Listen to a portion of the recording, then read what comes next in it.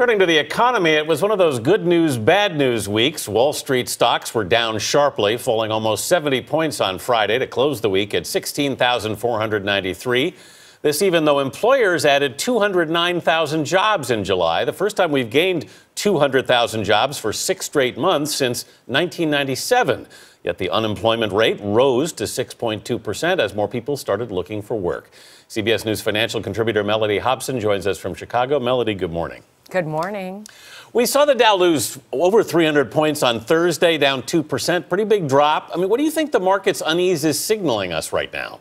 I don't think it's signaling very much. I would not want to over extrapolate some short-term jitters and make some big economic prognostications from that. We had a confluence of events this week. We had earnings come out. Some of them were weak.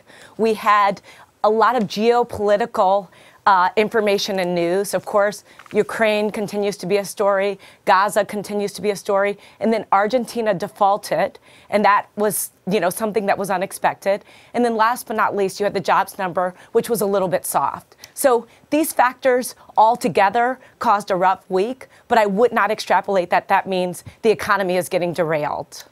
I've learned a lot listening to you and Anthony as business experts, and you have both taught me that the numbers where the jobs were added really matters. In this jobs report, we said it was 209,000 new jobs. So where did we see that growth, and why is that important? Well, the great thing was that it was across the board. It was not concentrated in any one area.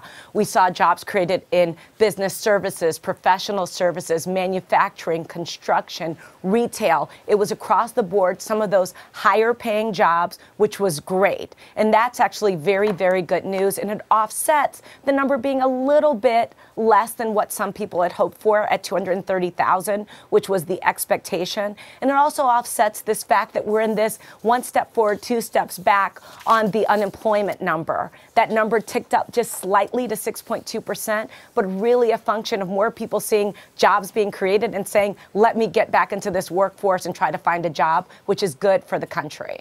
Also this week, Mellody, we learned that the economy grew very strongly in the second quarter, 4% after that horrendous first quarter because of the winter. What's your takeaway from the strong growth in the second quarter? So it was like a rubber band. We contracted in the first quarter because of that brutal winter, as you suggested. We actually went backwards, and then we just snapped back. And we snapped back in a pretty aggressive way. 4% is a great number.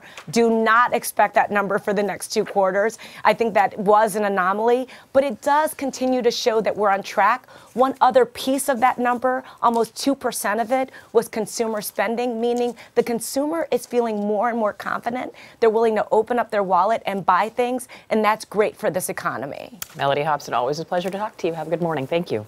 Thanks.